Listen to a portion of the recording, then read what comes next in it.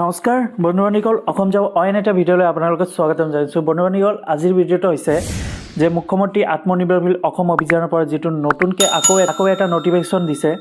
তো বন্ধুবান্ধৱীসকল সম্পূৰ্ণ ভালদৰে চাব, ভিডিঅ'টো অলপো স্কিপ নকৰিব। তো ইয়াতে কথা হ'ল যে নতুনকৈ এটা নটিফিকেশ্যন ওলাইছে যে মুখ্যমন্ত্ৰী আত্মনিৰ্ভৰশীল অসম অভিযান 2 লাখ টকা যিটো দিব আপোনালোকৰ।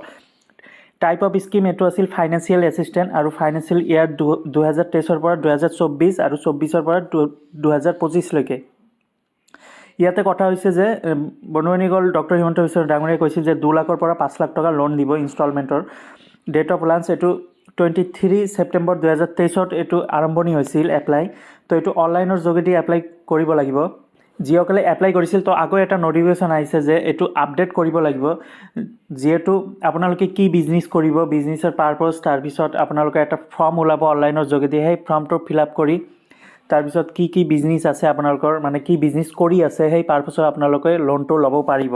এইটোৱে আপডেট কৰাৰ কথা কৈছে ডক্টৰ হিমন্ত বিশ্ব ডাঙৰীয়াই ছাৰে। তো এইটো ৰেচিডেঞ্চিপ হ'ব লাগিব, যে পাৰ্মানেণ্ট ৰেচিডেঞ্চি অসমৰ স্থায়ী বাসিন্দা হ'ব লাগিব, আৰু বয়সটো দিছে 28 পৰা 40 ইয়াৰ্ছৰ ভিতৰত হ'ব লাগিব। আৰু ইয়াতে দিছে age reduction SC OBC ST 3 years age reduction পাই যাব। আৰু এডুকেশ্যন কোৱালিফিকেশ্যন দিছে যে application should be minimum 10 pass, অৰ্থাৎ HSLC 10 পাছ হ'লেও হ'ব। আৰু OBC SC ST কাৰণে ক্লাছ 10 পাছ নকৰালৈকেও আপোনালোকে আবেদন কৰিব পাৰিব।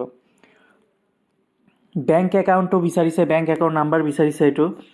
আৰু ইয়াতে কি বিজনেছ আপোনালোকে কৰি আছে সেই বিজনেছটো হ'ব লাগিব, যেনে ষ্টেশ্যনাৰী যিসকলৰ আছে, এগ্ৰিকালচাৰ, তাৰপিছত হৰ্টিকালচাৰ, তাৰপিছত পউলট্ৰি, ডায়েৰী, তাৰপিছত goat farming, piggery, fisheries, packaging, তাৰপিছত hardware business, self employment, professional course, other sector including service, wood based, এইকেইটা বিজনেছৰ যদি আপোনালোকে কৰি আছে তো এইকেইটা বিজনেছৰ আপোনালোকে আবেদন কৰিব পাৰিব।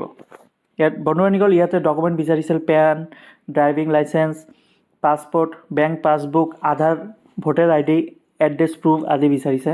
এডুকেশ্যন কোৱালিফিকেশ্যন বিচাৰিছে। আৰু এমপ্লয়মেণ্ট এক্সচেঞ্জ কাৰ্ড এইটো মাষ্ট বি লাগিব, আৰু পেন কাৰ্ডটো লাগিব, আৰু বেংকৰ পাছবুকটো লাগিব। তো এইটো দিছিল বন্ধুবান্ধৱীসকল, আৰম্ভ হৈছিল 23 ছেপ্টেম্বৰৰ পৰা, লাষ্ট ডেট আছিল 7 নৱেম্বৰলৈকে।